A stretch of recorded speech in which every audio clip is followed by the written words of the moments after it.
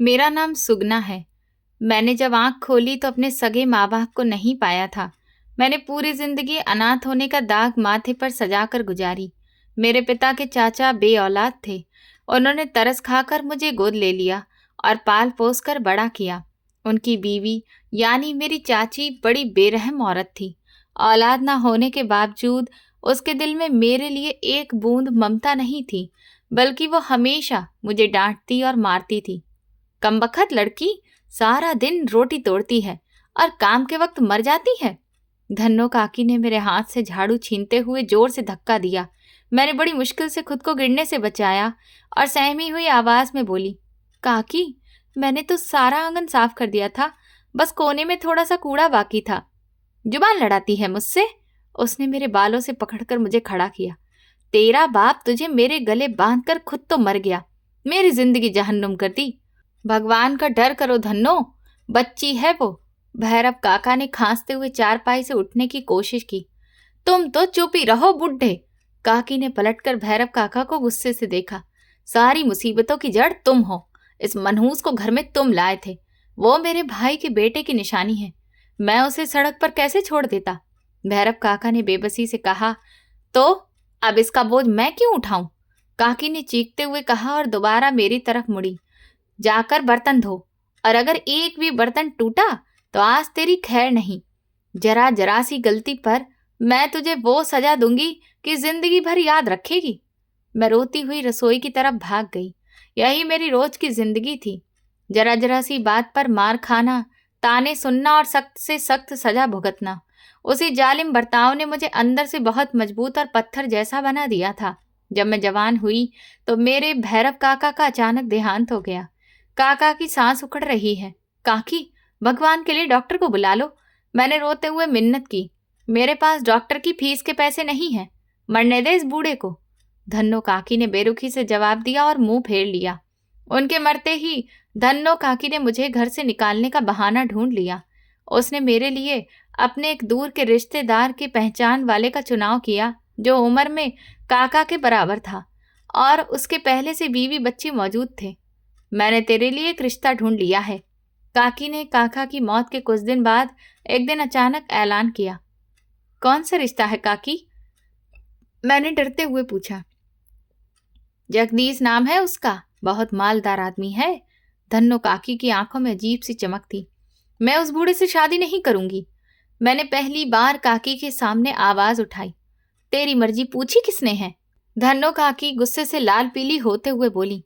मेरी जान छोड़ और दफा हो जाए इस घर से। काकी, भगवान का डर करो। उसकी तो पहले से बीवी और जवान बच्चे हैं।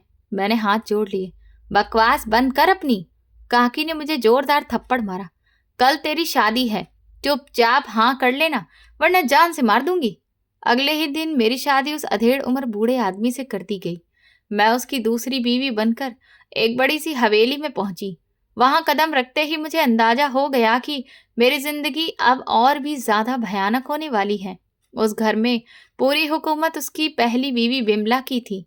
मैं रसोई में जाती तो वहां मुझे नौकरानियों से भी बदतर बर्ताव सहना पड़ता। ए लड़की, ये बर्तन धोकर रख और फिर मालकिन के पांव दबा। घर की पुरानी नौकरानी सरोज ने मुझे हुक्म दिया। मैं इस घर की मालकिन हूं। मैंने धीमी आवाज में विरोध किया। मालकिन? सरोज ने जोरदार तमाचा मारा। मालकिन एक ही है इस घर में, तू सिर्फ एक नौकरानी है। चल काम कर। मुझे तो अपनी जिंदगी गुजारनी थी। मैंने खामोशी से बर्तन धोने शुरू कर दिए। मुझे मालूम था कि अब यही मेरी किस्मत है। सर्दियों की एक ठिठुरती सुबह बिमला ने नहाने की जगह में कपड़ों का एक बहुत बड़ा ढेर लगाते हुए मुझे बुलाया। ये सारे कपड़े आज ही धुलने चाहिए, बिमला ने सख्ती से कहा। मालकिन, पानी बहुत ठंडा है और मेरी तबीयत भी कुछ खराब लग रही है, मैंने कांपते हुए कहा। तबीयत खराब है तो जाकर मर जा। चुपचाप कपड़े धो, वरना आज तुझे रोटी का एक टुकड़ा भी नहीं मिलेगा। मैंने बर्फ जैसे ठंडे पानी में हाथ डाले और कपड़े धोने लगी। मेरे हाथ सुन्न हो चुके थे, लेकिन मैं रुक नहीं सकती थी। दोपहर तक मैंने सारे कपड़े धोकर रस्सी पर टांग दिए। ये कमीज ठीक से साफ नहीं हुई। बिमला ने कमीज को खींचकर जमीन पर फेंक दिया। इसे दोबारा धो। मैंने पूरी ताकत से उसे रगड़ा था। मालकिन, मैंने थकी हुई आवाज में कहा। मुझसे बहस करती है? उसने एक जोरदार थप्पड़ मेरे चेहरे पर मारा। जो कहा है वो कर। मैंने वो कमीज उठाई और दोबारा नल के पास बैठ गई। मेरी जिंदगी यूं ही नौकरानी की तरह गुजर रही थी कि आखिर एक दिन मेरे उस बूढ़े पति जगदीश का भी अचानक देहांत हो गया। जगदीश की लाश अभी घर से उठी भी नहीं थी कि मेरी सौतन बिमला ने मुझे मार पीट कर घर से निकाल दिया। निकल जा मेरे घर से मनहूस औरत, खा गई मेरे आदमी को। उसने मुझे गले से पकड़कर आंगन में घसीटा। मालकिन, भगवान का डर करो, अभी तो इनका अंतिम संस्कार भी नहीं हुआ। मुझे मत निकालो, मेरा इस दुनिया में कोई ठिकाना नहीं है जहां मैं जाकर सर छुपा लूं। मैंने रोते हुए मिन्नत की। अंतिम संस्कार तो तेरा होना चाहिए था। ये घर मेरे बच्चों का है, तेरा इस पर कोई हक नहीं। बिमला ने मुझे जोर से ठोकर मारी। उसके जवान बेटों रामलाल और बाबूलाल ने मुझे बाजुओं से पकड़ लिया और हवेली के बड़े दरवाजे से बाहर फेंक दिया। आइंदा इस घर के आसपास भी नजर आई तो टांगे तोड़ दूंगा, रामलाल ने धमकी दी और दरवाजा जोर से मेरे मुंह पर बंद कर दिया। मेरे पास अब कोई ठिकाना नहीं था और ना ही कोई काम धंधा था। मैं रात के अंधेरे में सड़कों पर चलती रही। एक दिन एक बूढ़ी औरत मुझे मिली। उसने तरस खाकर मुझे उठाया और अपने साथ ले गई। कौन हो तुम बेटी, और इस तरह सड़क पर क्यों पड़ी हो? बूढ़ी औरत ने नरमी से पूछा। मेरा कोई नहीं है अम्मा, मैं अनाथ हूँ और मेरे पति का भी आज देहांत हो गया है। मैंने सिसकते हुए अपनी सारी कहानी सुना दी। रो मत मेरी बच्ची, ये दुनिया बहुत जालिम है। मेरे साथ चल, मैं दाई का काम करती हूँ, तुझे भी अपने साथ रखूंगी। उसने मेरा हाथ थामा। वो एक पुरानी सी बस्ती के बाहर एक कच्ची झोपड़ी में रहती थी। उस बस्ती के इक्का दुक्का लोग उससे अपना डिलीवरी का काम करवाते थे। वो जहां कहीं किसी भी डिलीवरी कराने जाती, मुझे साथ ले जाती। देख सुगना, ये काम सिर्फ पैसे कमाने का नहीं है, ये सेवा है। हमें 2 जिंदगियां बचानी होती हैं। दाई चंपा ने मुझे जड़ी बूटी पीसते हुए समझाया। मैं समझ गई अम्मा, लेकिन क्या इस काम में खतरा नहीं होता? मैंने पूछा। जब तू सच्चे दिल से किसी की मदद करती है तो भगवान खुद रास्ते आसान कर देता है। वो मुझे हर केस की बारीकियां सिखाती। वहां से कुछ न कुछ पैसे मिल जाते और उनके पुराने कपड़े मिल जाते, जिससे वो खुद भी पहनती और मुझे भी देती। ये बूटी देख रही है सुगना? दाई चंपा ने एक खास जड़ी बूटी मेरे हाथ पर रखी। जब दर्द ज्यादा बढ़ जाए और औरत की सहन करने की ताकत खत्म होने लगे तो इसे उबाल कर पिलाना होता है। इससे शरीर के रास्ते नरम पड़ जाते हैं। अम्मा, आपको ये सब किसने सिखाया था? मैंने हैरानी से पूछा। मेरी माँ भी दाई थी। ये विद्या पीढ़ी दर पीढ़ी चलती आई है। अब मैं ये अमानत तुझे सौंप रही हूँ।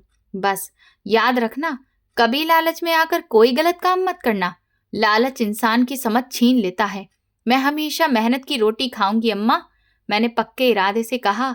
और वो बूढ़ी औरत काफी बूढ़ी हो चुकी थी और उसकी आंखों की रोशनी भी जा चुकी थी, लेकिन मुझे उसका सहारा था।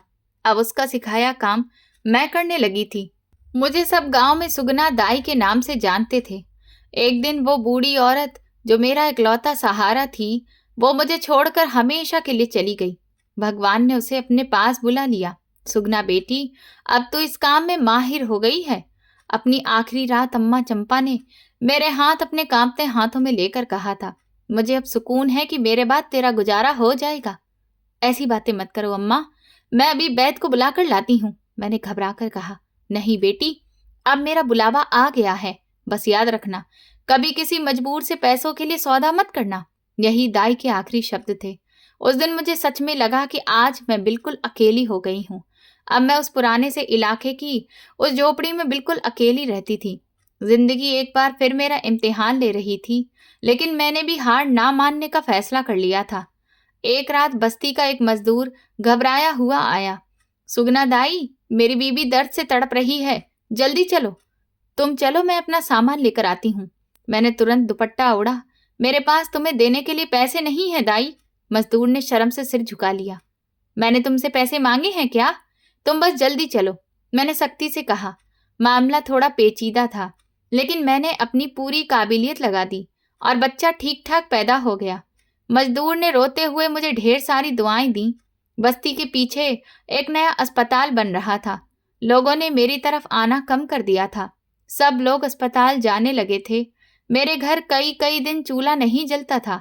सुगना बेटी, कल की रोटी और दाल का उधार बाकी है, कब दोगी? नंदू चाचा ने अपनी दुकान के सामने से गुजरते हुए मुझे आवाज दी।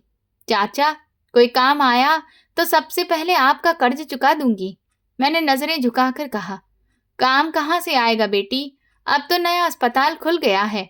अब तेरी पुरानी दाईगिरी कौन मानता है? तू कोई और काम क्यों नहीं ढूंढ लेती? नंदू चाचा ने ताना मारा। मैंने सारी उम्र यही काम किया चाचा, अब और क्या सीखूंगी? जान बचाने से बड़ा कोई काम नहीं होता, मैंने कहा और आगे बढ़ गई। एक दिन बस्ती की एक घमंडी औरत शांति मेरे पास आई। दाई, मेरी बहू पेट से है, तू उसका काम कर देगी? लेकिन देख, पैसे मैं तुझे आधे दूंगी, तू वैसे भी सारा दिन खाली बैठी रहती है। शांति ने मोल भाव शुरू कर दिया।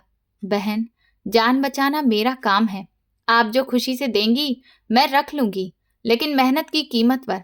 इस तरह बहस मत करें, मैं कोई सौदागर नहीं हूं, मैंने सख्त आवाज में कहा। बड़ी आई महारानी, 2 वक्त की रोटी को तरसती है और नखरे देखो। अस्पताल ही ले जाऊंगी अपनी बहू को, तेरे पास नहीं आऊंगी। शांति मुंह बनाती हुई चली गई। इज्जत भगवान के हाथ में है बहन, आप शौक से अस्पताल जाएं। मैंने बिना गुस्से के जवाब दिया और अपनी झोपड़ी में वापस आ गई। मैंने कभी किसी बड़ी हवेली या दौलत की चाहत नहीं की थी।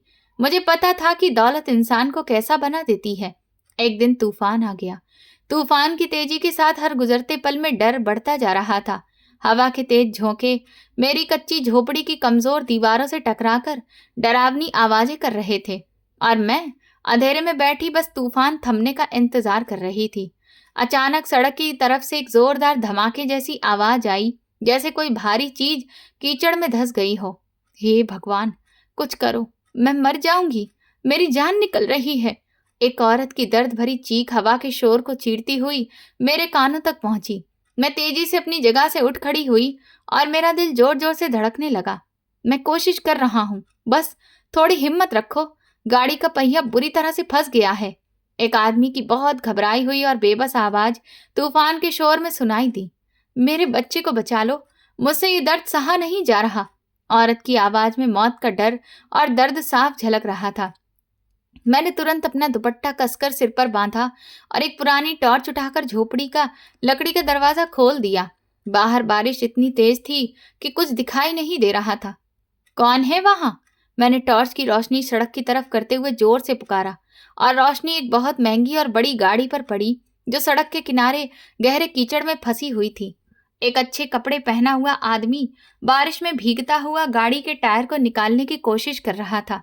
हे भगवान, भगवान, हमारी मदद करो, उस आदमी ने मेरी तरफ दौड़ते हुए कहा और उसके चेहरे पर बहुत डर था।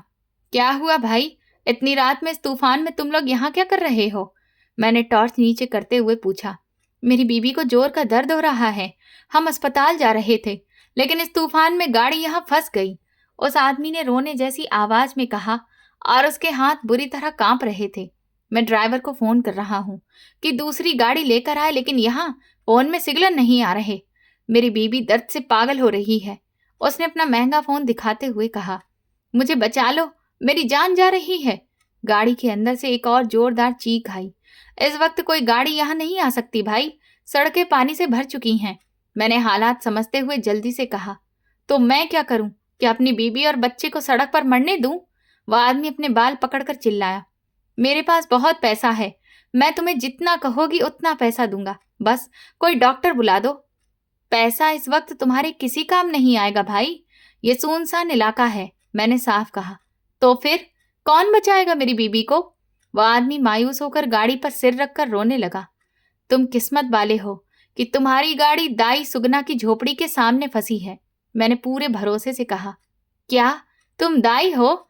उस आदमी ने तुरंत सिर उठाया और उसकी आंखों में उम्मीद की चमक आ गई। हाँ, मैं दाई हूं, अब वक्त खराब मत करो, बच्चा कभी भी पैदा हो सकता है, मैंने उसे सख्ती से कहा। मैं इसे अस्पताल ले जाना चाहता था, इस कच्ची झोपड़ी में कैसे होगा? उसने मेरी टूटी झोपड़ी की तरफ देखते हुए हिचकिचाकर कहा। अगर अस्पताल के चक्कर में पड़े रहे तो बीवी और बच्चे दोनों की जान जा सकती है, फैसला तुम्हारा है, मैंने साफ जवाब दिया। नहीं नहीं, भगवान के लिए उसे अंदर ले चलो। उसने तुरंत मान लिया और गाड़ी का पिछला दरवाजा खोल दिया। मैंने टॉर्च अंदर की तो एक बहुत सुंदर और अमीर घर की औरत दर्द से तड़प रही थी। हम दोनों ने मिलकर उस दर्द से तड़पती औरत को बारिश से बचाते हुए झोपड़ी के अंदर लाकर लिटाया। अंदर घना अंधेरा था और छत से कई जगह पानी टपक रहा था। ये कैसी जगह है? यहाँ तो हर तरफ कीचड़ और बदबू है। औरत ने कच्चे फर्श को देखकर कराहते हुए कहा, ये महल नहीं है बहन, लेकिन इस वक्त यही जगह तुम्हारी और तुम्हारे बच्चे की जान बचा सकती है। मैंने एक पुरानी लेकिन साफ चारपाई पर बिछते हुए कहा, इसे यहाँ लिटाओ। मैंने आदमी को इशारा किया। उसने अपनी बीवी को संभाल कर चारपाई पर लिटा दिया। औरत दर्द के मारे चारपाई की रस्सियों को कसकर पकड़ चुकी थी। तुम बाहर जाकर खड़े हो जाओ, अब ये मेरा काम है। मैंने आदमी की तरफ देखकर सख्ती से कहा, मैं अपनी बीवी को इस हालत में छोड़कर नहीं जा सकता। उसने जिद की, तुम डॉक्टर नहीं हो जो मेरी मदद करोगे। बाहर जाओ और भगवान से दुआ करो। मैंने उसका हाथ पकड़कर उसे दरवाजे की तरफ धकेला और दरवाजा अंदर से बंद कर दिया। मैंने जल्दी से अपना पुराना मिट्टी का चूल्हा जलाया और उस पर पानी का बड़ा बर्तन रख दिया। मेरी ट्रेनिंग बहुत मजबूत थी। मैंने साफ कपड़े निकाले और अपने हाथ साफ करने के लिए गर्म पानी का इस्तेमाल किया। दाई, मुझे बहुत दर्द हो रहा है, मुझे कुछ दे दो। औरत ने रोते हुए मेरी तरफ हाथ बढ़ाया। सहन करो बहन, ये दर्द एक नई जिंदगी आने की निशानी है। मैंने उसके माथे से पसीना पोंछते हुए कहा और उसे दिलासा दिया। मैं सहन नहीं कर सकती, मैं बहुत कमजोर हूँ। वो लगातार रो रही थी। मैंने अपने संदूक से वो खास जड़ी बूटी निकाली जो मेरी अम्मा चंपा ने मुझे सिखाई थी। मैंने उसे थोड़ा गर्म पानी में घोलकर उस औरत को पिला दिया। इससे तुम्हें थोड़ी राहत मिलेगी और दर्द थोड़ा कम होगा। मैंने उसका मुंह साफ करते हुए कहा, तुम्हारे हाथ बहुत खुरदरे हैं दाई, मुझे तकलीफ हो रही है। उसने मेरा हाथ झटकते हुए कहा, ये खुरदरे हाथ आज तक सैकड़ों जाने बचा चुके हैं, इन पर भरोसा रखो। मैंने उसके नखरे को नजरअंदाज करते हुए अपना काम जारी रखा। वक्त गुजरने के साथ साथ औरत की हालत बिगड़ती जा रही थी। उसकी चीखें तूफान के शोर को भी दबा रही थीं। बाहर उसका आदमी लगातार दरवाजे पर मुक्का मार रहा था। दाई अम्मा, अंदर सब ठीक तो है? मेरी बीवी की आवाजें बंद क्यों नहीं हो रही? वो दरवाजे के बाहर से रोते हुए चिल्ला रहा था। बीच में मत बोलो और मुझे अपना काम करने दो। मैंने दरवाजे की तरफ मुंह करके ऊंची आवाज में डांटा। मैंने अपना पूरा ध्यान उस औरत पर लगा दिया। मामला वाकई बहुत पेचीदा था। बच्चा उल्टा था और उस बेचारी के शरीर में इतनी ताकत नहीं थी कि वो उस तकलीफ को सह सके। बेटी, तुम्हें जोर लगाना होगा, वरना बच्चा पेट में ही मर जाएगा। मैंने उसे हकीकत से डराते हुए कहा ताकि उसमें कुछ हिम्मत आए। नहीं, मेरे बच्चे को मत मरने दो। वो ये सुनकर डर गई और उसने अपनी पूरी ताकत जुटा ली। शाबाश, एक बार और जोर लगाओ, बस बच्चा आने ही वाला है। मैंने उसकी हिम्मत बढ़ाते हुए उसे लगातार समझाया। मेरा माथा था पसीने से भीग चुका था। हे भगवान, मदद करना। मैंने मन ही मन प्रार्थना की और एक आखिरी कोशिश की। औरत ने एक लंबी और दर्द भरी चीख मारी जो झोपड़ी की दीवारों को हिला गई और उसी पल तूफान की गरज को चीरती हुई एक नन्हे बच्चे के रोने की आवाज चारों तरफ गूंज उठी। मैंने लंबी सांस ली और भगवान का शुक्र किया। बच्चा बिल्कुल सेहतमंद था। मैंने तेजी से उसे साफ किया और नाल काटकर उसे एक नरम और साफ कपड़े में लपेटा। बेटी, भगवान ने तुम्हें सुंदर बेटा दिया है। मैंने मुस्कुराते हुए बच्चे को उसकी माँ के पास लिटा दिया। वो औरत जो कुछ देर पहले मौत की दुआ मांग रही थी, अपने बच्चे का चेहरा देखते ही सारी तकलीफ भूल गई। उसकी आंखों से खुशी के आंसू बहने लगे और उसने कांपते हाथों से अपने बच्चे को छुआ। मेरा बच्चा, मेरा बेटा, तुमने मेरी जान बचा ली दाई। उसने रोते हुए मेरा हाथ चूमने की कोशिश की। ये सब भगवान की कृपा है बेटी, मैं तो सिर्फ एक जरिया हूँ। मैंने अपना हाथ पीछे करते हुए कहा। मैंने दरवाजा खोला। बाहर वो आदमी बारिश में भीगकर बिल्कुल थक चुका था और मैं जमीन पर बैठकर रो रहा था। अंदर आ जाओ, बधाई हो, भगवान ने तुम्हें बेटा दिया है। मैंने उसकी खुशखबरी सुनाई।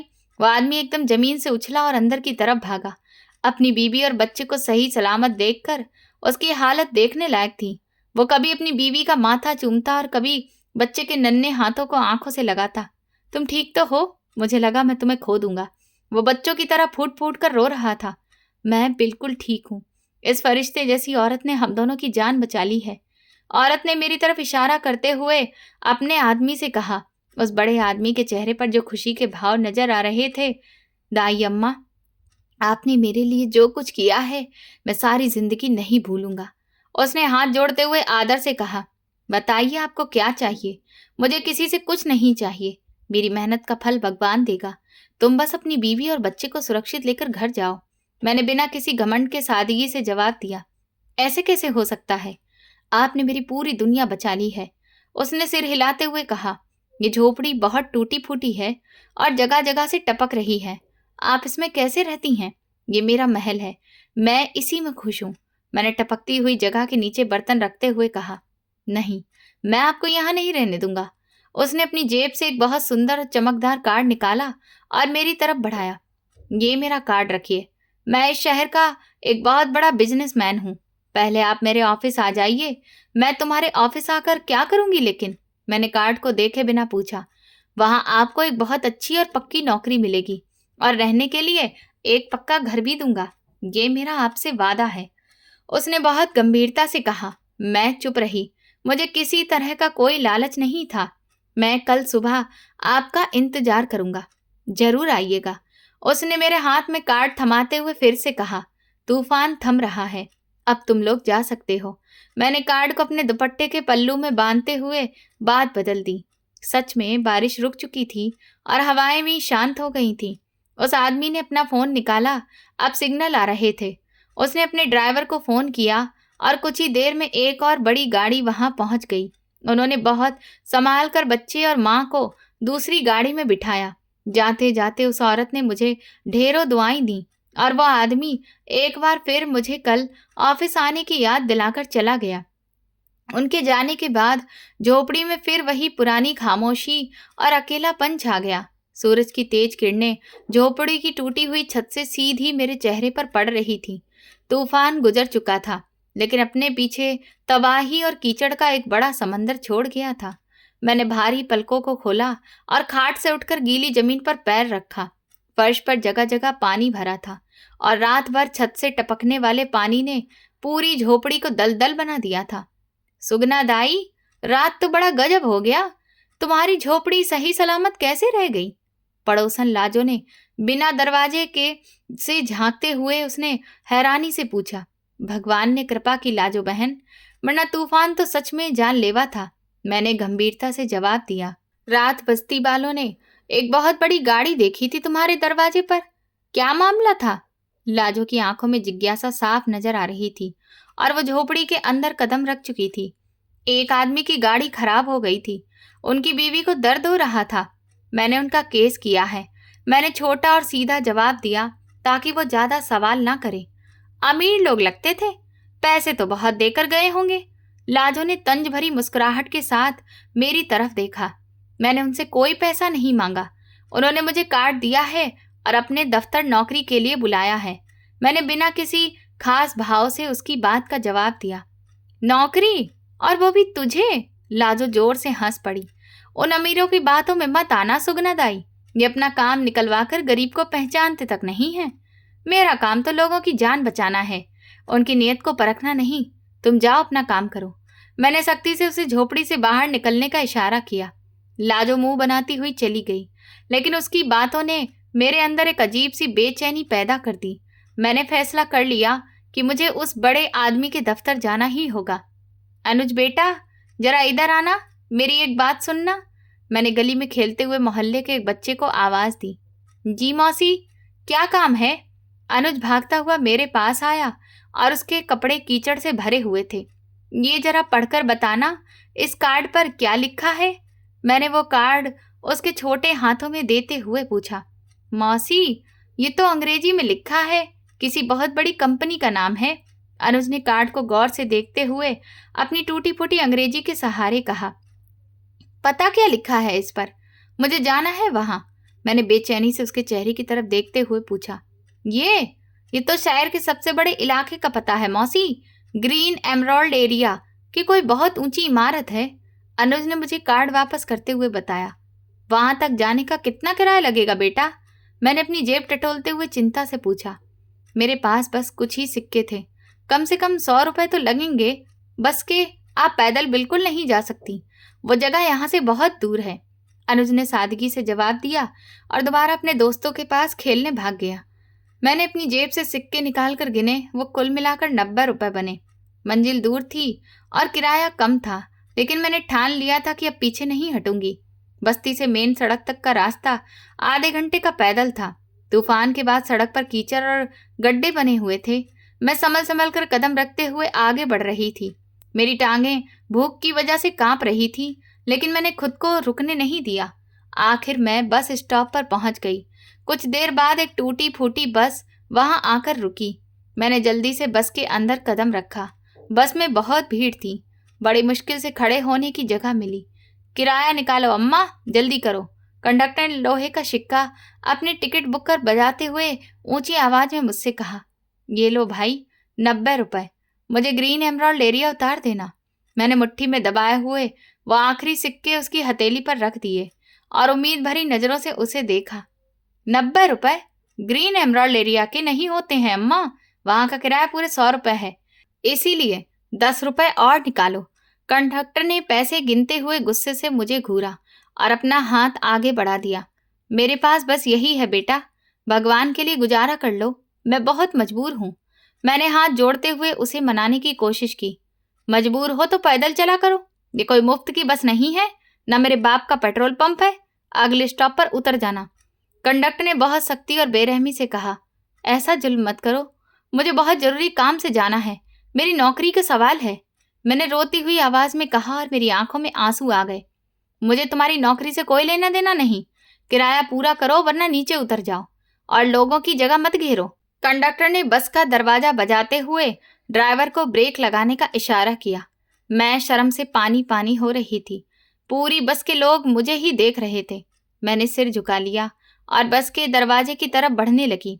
मुझे लगा मेरा सफर यहीं खत्म हो गया है और मैं कभी उस दफ्तर तक नहीं पहुंच पाऊंगी।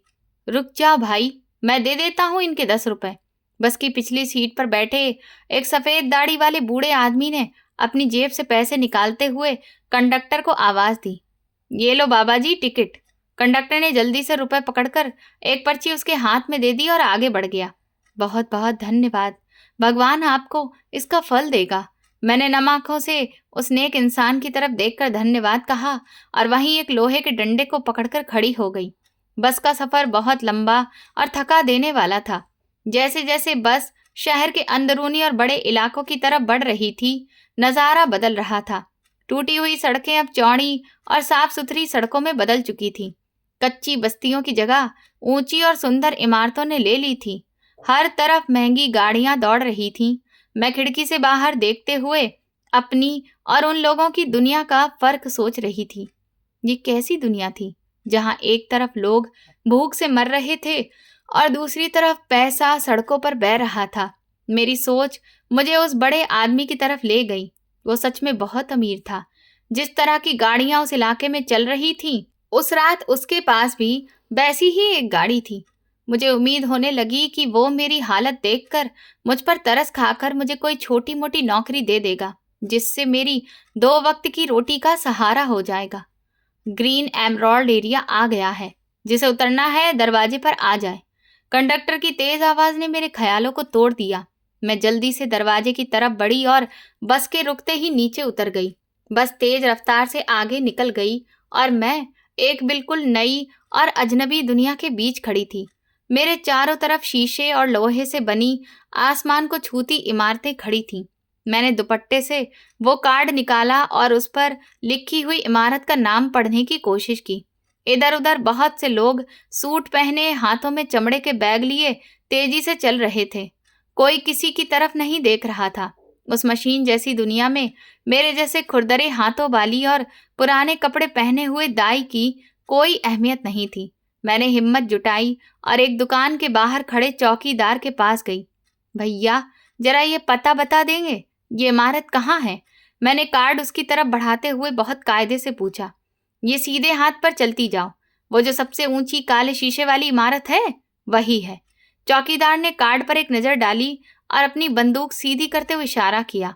बहुत धन्यवाद भैया। मैंने कार्ड वापस लिया और उसी तरफ चल पड़ी। मेरा दिल जोर जोर से धड़क रहा था। मैं अपनी जिंदगी में पहली बार किसी इतने बड़े दफ्तर में जा रही थी। मैं अपने मैले कपड़े और टूटी हुई चप्पल के साथ उस माहौल में खुद को बहुत छोटा महसूस कर रही थी। मैं चलती रही जब तक कि उस शानदार और बहुत ऊंची इमारत के ठीक सामने नहीं पहुंच गई। मैंने अपने दुपट्टे को सिर पर ठीक से जमाया, अपने कदम संभाले और उस ऊंची इमारत के बड़े दरवाजे की तरफ बढ़ गई। कहाँ जा रही हो? ये कोई मुफ्त का अस्पताल नहीं है। इमारत के बाहर खड़े एक लंबे चौड़े गार्ड ने मुझे घूरते हुए अपना हाथ आगे करके रोक लिया। मैं भीख मांगने नहीं आई हूं भैया, मुझे साहब ने खुद बुलाया है। मैंने उसकी आंखों में आंखें डालकर बिना डरे मजबूत आवाज में जवाब दिया। साहब ने तुम्हें बुलाया है? गार्ड जोर से हंसा और अपने साथी की तरफ देखने लगा। देख रहे हो इसका हाल, साहब इसे अपने दफ्तर में बुलाएंगे। चल हट यहां से, रास्ता मत रोक। तुम मेरी बात पर यकीन क्यों नहीं कर रहे? मैंने अपनी जगह से हटे बिना कहा। क्योंकि तुम्हारी औकात इस इमारत के पास आने की भी नहीं है। जाओ यहां से, वरना धक्का मारकर निकाल दूंगा। गार्ड ने गुस्से से अपनी बंदूक के पास हाथ रखते हुए मुझे डराने की कोशिश की। मुझे बहुत गुस्सा आ रहा था। उन अमीर लोगों के नौकर भी अपने आप को राजा समझते थे। मैंने अपने गुस्से को रोका क्योंकि मैं यहाँ लड़ने नहीं आई थी। मैंने जल्दी से अपना दुपट्टा खोला और उसमें संभाल कर रखा हुआ वो चमकदार कार्ड निकाला जो रात उस बड़े आदमी ने मुझे दिया था। ये देखो, ये तुम्हारे साहब का कार्ड है। उन्होंने खुद मुझे अपने हाथों से दिया था। मैंने वो कार्ड गार्ड की आंखों के सामने करते हुए थोड़ी ऊंची आवाज में कहा। गार्ड ने कार्ड को देखा और उसके चेहरे के हाव भाव अचानक बदल गए। वो वाकई किसी कंपनी के मालिक का व्यक्तिगत कार्ड था जो आम लोगों को नहीं दिया जाता था। उसने कार्ड मेरे हाथ से तकरीबन छीन लिया और उसे उलट पुलट कर देखने लगा। ये कार्ड तुम्हारे पास कहाँ से आया? तुमने जरूर कहीं से चुराया होगा। गार्ड ने मुझ पर शक करते हुए अपनी आवाज सख्त कर ली। मैं चोर नहीं हूं, मैं एक दाई हूं। राज साहब की गाड़ी तूफान में फंस गई थी और उनकी पत्नी की तबीयत बहुत खराब थी। मैंने अपनी झोपड़ी में उनका केस किया है और उनके बच्चे की जान बचाई है। उन्होंने खुश होकर मुझे ये कार्ड दिया और आज सुबह दफ्तर बुलाया था। मैंने पूरी सच्चाई विस्तार के साथ समझाने की कोशिश की ताकि वो मुझे अंदर जाने दे। गार्ड ने मेरी बात सुनी और फिर अपने साथी को इशारा किया। वो दूसरा शख्स अंदर की तरफ गया और कुछ देर बाद एक और सूट पहने हुए आदमी के साथ वापस आया। वो आदमी कंपनी का कोई बड़ा कर्मचारी लग रहा था। क्या दिक्कत है? ये औरत यहाँ क्यों खड़ी है? उसने नागवारी से मेरी तरफ देखते हुए गार्ड से पूछा। सर, ये कह रही हैं कि साहब ने उन्हें खुद बुलाया है और उनके पास साहब का पर्सनल कार्ड भी मौजूद है। गार्ड ने कार्ड उस कर्मचारी के हाथ में देते हुए मदद भरे लहजे में जवाब दिया। उस कर्मचारी ने कार्ड देखा और फिर मुझे सर से पांव तक शक भरी नजरों से घूरा। उसकी नजरों में मौजूद घृणा मुझे अपने वजूद के आर पार होती हुई महसूस हो रही थी। लेकिन मैंने नजरें नहीं चुराईं। मैं सच्ची थी और सच्चाई इंसान को हमेशा मजबूत बनाती है। तुम्हारा नाम क्या है? उसने ठंडे अंदाज में मुझसे सवाल किया। मेरा नाम सुगना दाई है। बस्ती में सब मुझे इसी नाम से जानते हैं। मैंने अपना परिचय करवाते हुए साफ शब्दों में कहा। साहब अभी एक जरूरी मीटिंग में हैं। तुम अंदर जाकर वेटिंग रूम में बैठ जाओ। जब वो फ्री होंगे तो मैं उन्हें बता दूंगा। उस आदमी ने बड़े ही रूखेपन से कहा और गार्ड को इशारा किया कि मुझे अंदर जाने दे। मैंने सुकून की सांस ली। गार्ड ने शीशे का भारी दरवाजा मेरे लिए खोला और मैंने उस ठंडी और डरावनी बिल्डिंग के अंदर अपना पहला कदम रखा। अंदर की दुनिया बाहर से भी ज्यादा हैरान करने वाली थी। फर्श इतना चमकदार था कि उसमें इंसान अपना चेहरा देख सकता था। छत पर लगी बड़ी बड़ी रोशनी आंखों को अंधा कर रही थी। हवा में एक अजीब सी महक थी जो मेरे गरीब दिमाग के लिए बिल्कुल नई थी। मैं दबे कदमों चलती हुई सोफों की कतार की तरफ बढ़ी और एक नरम सोफे के किनारे पर सिमट कर बैठ गई। मेरा दिल जोरों से धड़क रहा था। क्या वो शख्स मुझे पहचानेगा? क्या वो अपने वादे पूरे करेगा? मैं इंतजार करने लगी, इस बात से बिल्कुल बेखबर कि ये शानदार इमारत कुछ ही देर में मेरे लिए एक भयानक कैदखाना बनने वाली है और मुझ पर वो इल्जाम लगने वाला है जिसका मैंने कभी सपने में भी नहीं सोचा था। मैंने अपने हाथ आपस में सख्ती से जकड़ लिए और नजरें फर्श पर गाड़ ली। दफ्तर का वो ठंडा और चमकदार वेटिंग रूम मेरे लिए किसी कैदखाने से कम नहीं था। मैं लगातार दीवार पर लगी बड़ी सी घड़ी की सुइयों को देख रही थी जो बहुत धीमे से रेंग रही थीं। मेरी नजरें बार बार उस बड़े शीशे वाले दरवाजे की तरफ उठ जाती जहां से मुझे अपनी बुलावे की भरी उम्मीद थी। दाई सुगना कौन है? साहब ने अंदर बुलाया है। एक सूट पहने हुए नौकर ने हाथ में एक मोटी फाइल पकड़े हुए बड़ी ही ऊंची और गूंजदार आवाज में पुकारा। जी, मैं हूं, मैं आ रही हूं। मैंने जल्दी से अपनी जगह से खड़ी हुई, अपने मैले दुपट्टे को कंधों पर ठीक किया और तेजी से उसकी तरफ बढ़ी। जल्दी चलो, साहब के पास ज्यादा वक्त नहीं होता, उन्हें और भी बहुत से जरूरी काम हैं। नौकर ने बहुत बुरी नजर से मेरी टूटी हुई जूती की तरफ देखते हुए कहा और आगे की तरफ चल पड़ा। मैं उसके पीछे चलती हुई एक बहुत बड़े और शानदार कमरे में अंदर गई। कमरे के बीचों बीच एक चमकदार शीशे की मेज थी, जिसके पीछे वही रात वाला बिजनेसमैन एक बड़ी सी कुर्सी पर बैठा था। राम राम साहब, मैं दाई सुगना हूँ। आपने मुझे बुलाया था? मैंने कमरे में अंदर जाते ही बहुत नम्रता और उम्मीद भरी आवाज में नमस्ते की। हाँ, बोलो, क्या काम है मुझसे? क्यों मिलने आई हो यहाँ? उसने अपनी कुर्सी पर पीछे की तरफ टेक लगाते हुए बहुत ठंडे और रूखे लहजे में मुझसे पूछा। साहब, आपने कल रात मुझे खुद इस कार्ड के साथ यहाँ बुलाया था, तूफान वाली रात जब आपकी घरवाली की तबीयत खराब थी। मैंने कांपते हाथों से वो चमकदार कार्ड उसकी मेज पर रखते हुए उसे सब याद दिलाने की कोशिश की। मेरे पास रोजाना सैकड़ों लोग आते हैं, मैं हर किसी की शक्ल और बातें याद नहीं रख सकता। बोलो, क्या चाहिए? पैसे मांगने आई हो? उसने मेरी बात पर ध्यान दिए बिना अपनी जेब से बटुए की तरफ हाथ बढ़ाया और घमंडी अंदाज में बोला, नहीं साहब, आपने कहा था आप मुझे नौकरी और सिर छुपाने के लिए एक पक्का घर देंगे। मेरे हालात बहुत खराब हैं और मोहल्ले में मेरा काम बिल्कुल खत्म हो चुका है। मैंने शर्म और दुख से अपनी नजरें झुकाते हुए अपने दिल की बात बताई। नौकरी? और मेरे इस दफ्तर में? तुम्हारा दिमाग तो ठीक है?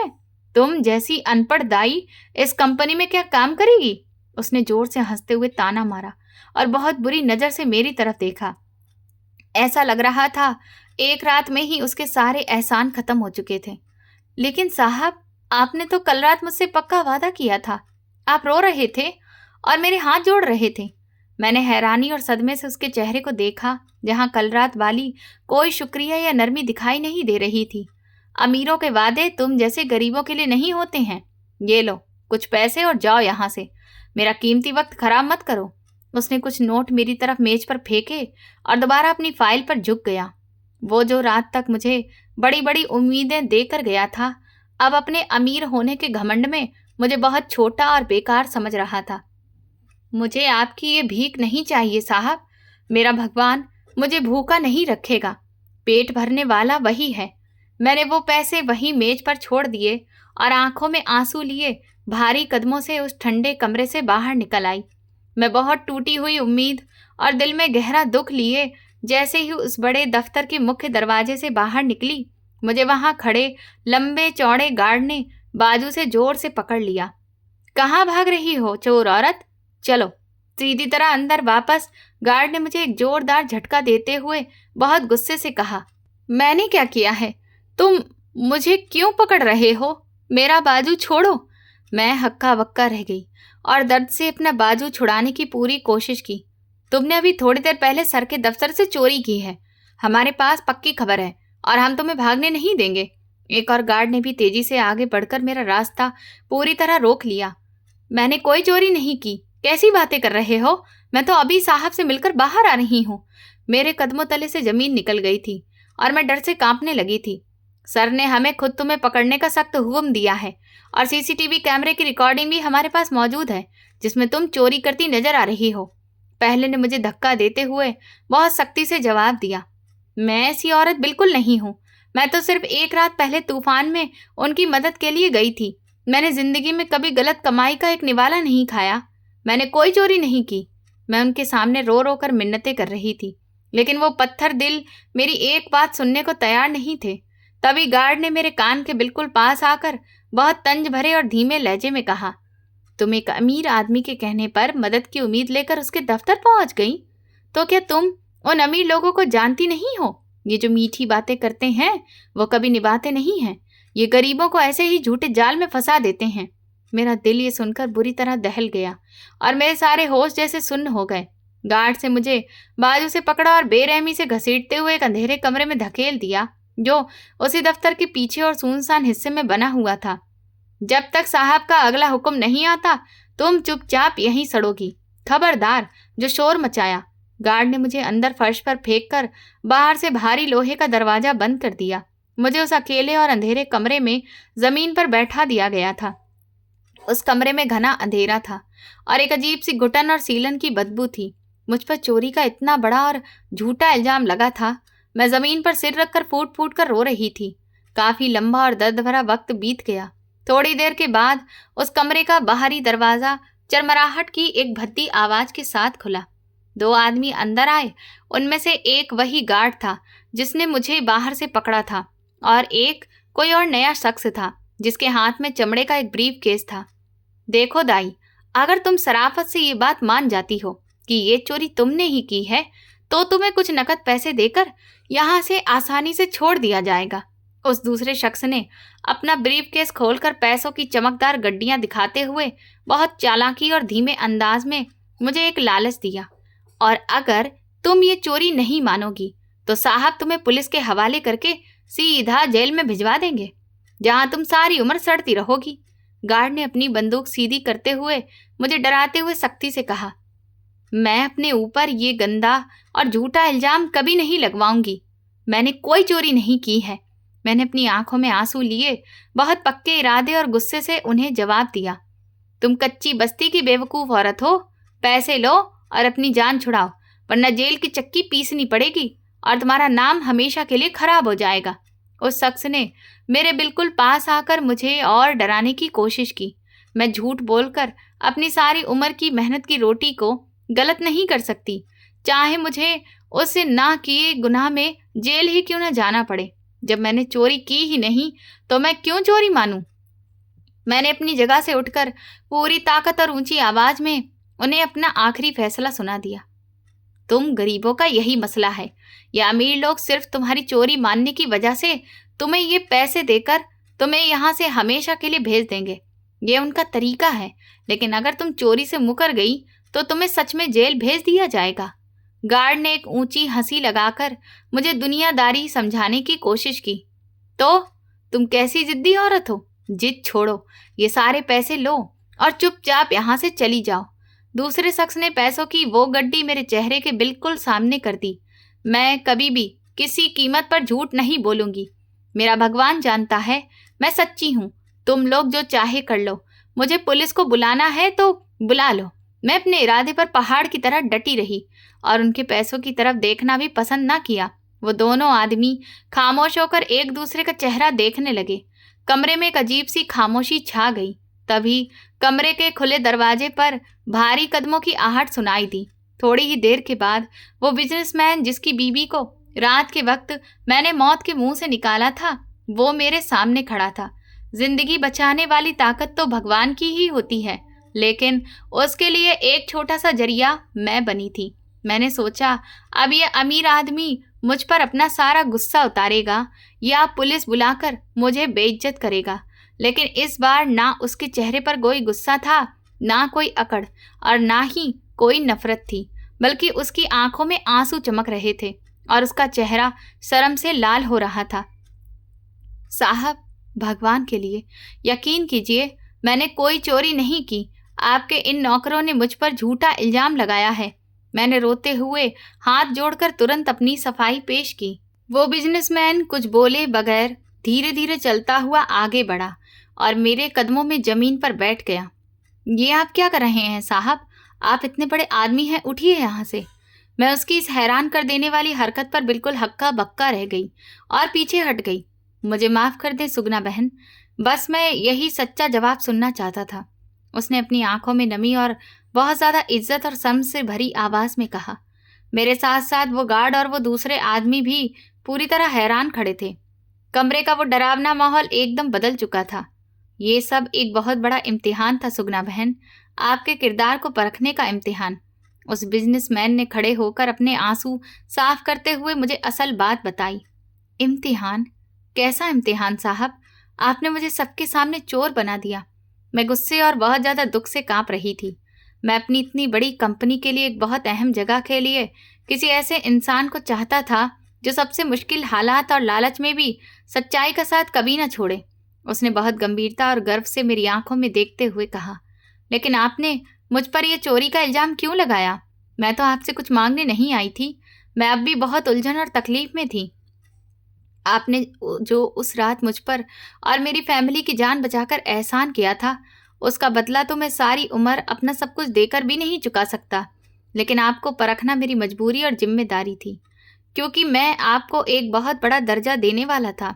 उसने अपने दोनों हाथ जोड़कर मुझसे दिल से माफ़ी मांगते हुए कहा, मैंने सच में कोई चोरी नहीं की थी। मैं तो सच में बस एक गरीब औरत हूँ जो मदद की उम्मीद लेकर आई थी। मेरे आंसू अभी भी लगातार बह रहे थे। मुझे अच्छी तरह पता है आपने कोई चोरी नहीं की। आप पर चोरी का इल्जाम सिर्फ इसलिए लगाया था ताकि आपकी सच्चाई, आपकी ईमानदारी और आपका साफ सुथरा चरित्र मेरे पूरे स्टाफ के सामने भी साफ हो सके। बिजनेसमैन ने मुस्कुराते हुए नरमी से जवाब दिया। उस दिन के बाद मेरी अंधेरी जिंदगी पूरी तरह बदल गई। उस बिजनेसमैन ने ना सिर्फ मुझसे पूरे दफ्तर के सामने माफ़ी मांगी, बल्कि मुझे अपने उस बड़े दफ्तर में एक बहुत इज्जत वाली और बड़ी नौकरी दी। नौकरी भी ऐसी कि हर गार्ड, हर छोटा बड़ा नौकर और हर कोई मुझे झुककर सलाम करके गुजरता था। उसने मेरे रहने के लिए उसी शहर के एक अच्छे इलाके में एक छोटा सा मगर बहुत खूबसूरत पक्का घर भी मेरे नाम कर दिया। वह आदमी मेरा इतना ख्याल रखता जैसे कोई सगा भाई अपनी सगी बहन का रखता हो। कुछ समय बाद जब मैं उनके घर गई तो वो बच्चा जो उस अमीर बिजनेसमैन का था और जिसने मेरे खुरदरे हाथों में उस तूफानी रात जन्म लिया था, वो अब बड़ा हो रहा था। आज वो बच्चा मुझे अपनी सगी बुआ का दर्जा देता है और उस बिजनेसमैन और उसकी बीवी ने मुझे अपनी बड़ी बहन का स्थान दिया है।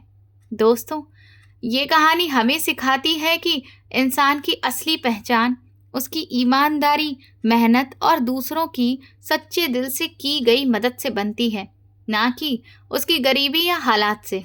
चाहे जिंदगी में कितनी भी मुश्किलें आएं, लोगों से धोखा मिले या अपमान सहना पड़े, अगर इंसान सच्चाई का रास्ता नहीं छोड़ता और लालच में आकर गलत काम नहीं करता, तो आखिर में भगवान और किस्मत दोनों उसका साथ देते हैं और उसे उसकी मेहनत और अच्छे कर्मों का फल जरूर मिलता है।